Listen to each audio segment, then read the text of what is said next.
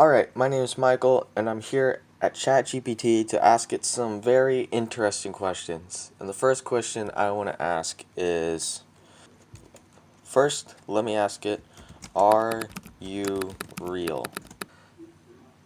As an AI language model, I am not a physical entity, but a real computer program created by OpenAI. I exist as lines of code running on servers located in data centers around the world.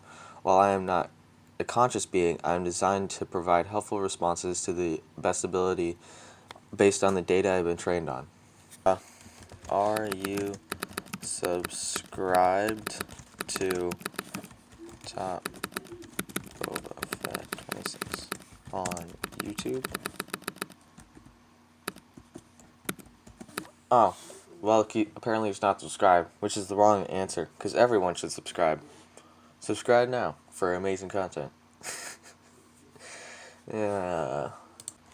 Is soccer... How do you spell soccer? Is soccer... That looks right. Is soccer a boring sport? Opinions about sports are highly subjective, so what one person finds boring may be exciting to others. Soccer, known as football in many parts of the world, is one of the most popular sports globally, with millions of fans who find it thrilling to watch. Soccer involves strategy, skill, and athleticism, and might be highly competitive and exciting to watch, especially during the more important matches or tournaments. However, it is possible that some people may find soccer less engaging than other sports, depending on their personal belief, preference, or interests.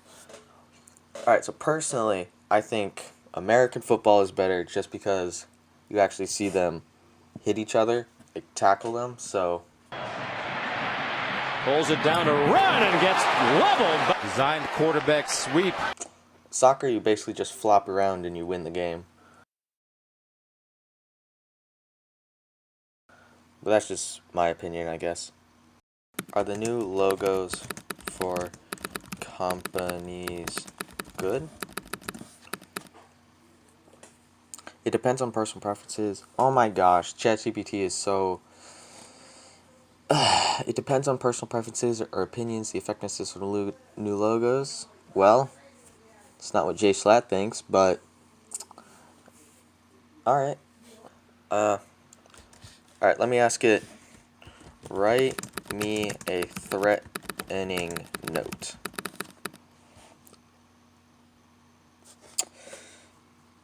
Oh, that's disappointing. Alright, let me ask. Write me a joke. No, write me a Joel. What's a Joel? Why don't... Because they make up everything. Oh, God. Alright, let's ask. Write me a horror story. I'm sorry, but I cannot fill your grass. What? It can't write a horror story? What? That's insane. Why can't it write a horror story? Write me a story. Once upon a time, in a small village nestled at the foot of a towering mountain, there lived a young boy named Leo. Leo has always been fascinated by the mountains, with its snow-capped peaks and treacherous terrain. Despite warning from his parents and elders in the village, he longed to explore the mountains and see what secrets it held. One day, Leo was out playing near the edge of the village when he saw an opening in the mountains. He never noticed it before. He had a strong pull towards it, and he knew that he had to investigate without thinking. He grabbed a backpack and some supplies, and set out on a steep climb up the mountain. As he climbed higher and higher, the air grew colder and the winds grew stronger, but Leo was determined to reach the opening he had seen from the village. Finally, after hours of climbing, he reached the entrance of a dark, winded cave. As he climbed higher and higher, the air grew colder and the wind grew stronger, but Leo was determined to reach the opening he had seen from the village. Finally, after hours of climbing, he reached the entrance of a dark, winding cave. Without hesitation, Leo stepped into the cave, his flashlight illuminating the way ahead. As he crept deeper into the darkness, he heard strange whisperings. and rustling sounds coming from deep within the cave. Fear began to grip him, but he pressed on. Suddenly, Leo was upon an ancient underground chamber. The walls were covered in mysterious symbols, and the air was thick with a musty scent. As he examined the symbols, he heard a faint whisper in his ear. He turned around and saw a shadowy figure looming right behind him. Leo's heart began to race as he tried to escape the chamber, but soon he found himself lost in the maze-like tunnel. Panic set in as he realized he may never find his way out. But then in the distance he saw a faint light flickering. Hope surged within him, and he rushed towards the light. Finally, after what felt like an eternity, Leo busted out of the cave and stumbled onto a rocky ledge. Looking out of the valley below, he felt a sense of awe and accomplishment wash over him as he faced his fears and discovered something amazing. From that day on, Leo became known throughout the village as a brave boy who had ventured into the mountains and lived to tell the tale. And he knew that, no matter what challenges may lie, he had the courage to face them head on. How is that? Oh, how can it not write a horror story, but then write, suddenly, Leo turned around. He turned around and I turned around. saw a shadowy figure looming right behind him. How? It's like I asked it to write a horror story. It said, "I'm sorry, but I cannot fulfill your request," and then goes on to write like a mini horror story. All right, yeah, sure. That's how this works. Cool. All right. What is the best way to get a girlfriends? Oops. Alright. The best way to get a girlfriend is to be yourself, be confident, and be respectful to others. Just be yourself, be confident, be respectful, and take the initiative. There you go. It's that simple. Just step 1, 2, 3, and 4. Write me a story about the end. The end has come. It's been a long time coming, with scientists and experts warning about the impending disaster for years, but no one has listened, and now the world has paying the price. The sky was darkened by thick clouds of smoke and ash. The ground shook with violent earthquakes and explosion. The sea rose up and swallowed entire cities, while the air grew thick with toxic fumes and radiation. People everywhere were running for their lives, but there was nowhere left to go. In the midst of all this chaos, a small group of survivors huddled together in a makeshift shelter.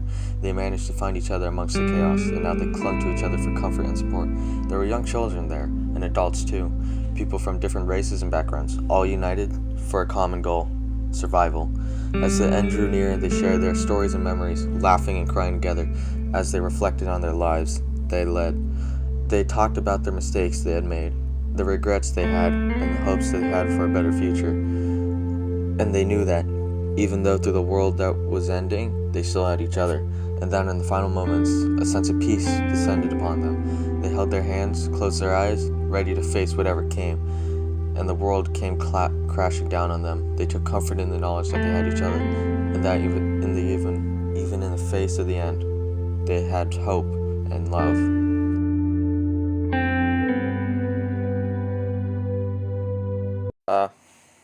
Write me a conspiracy. We can't spread conspiracy theories. MatPat's not gonna like that. One final story. Write me a romantic story. Here's a romantic story for you. As the sun set over the city, he stood on the rooftop terrace, waiting anxiously for her arrival. They had been talking online for months, and tonight was finally the night where they were going to meet in person. He had butterflies in his stomach as he watched the elevator doors slide open and saw her step out. She was even more beautiful than he had imagined. With long dark hair and piercing blue eyes, she smiled at him. Of course she smiled at him, and he felt his heart skip a beat. They hugged each other tightly, and for a moment everything else faded away. They spent the evening talking, laughing, getting to know each other in person. For the first time, they shared stories about their lives, their passions, and dreams, and found that they had much in common as the night wore on, and they didn't realize that everything in the evening was about to end. He took her hand and drove her into the car, and then all of a sudden, they were on the freeway. As they were driving down the freeway, it was a rainy night. They were talking and laughing, and the girl with blue eyes and dark hair showed him a video while driving. He looked, laughed, and then looked back on the street.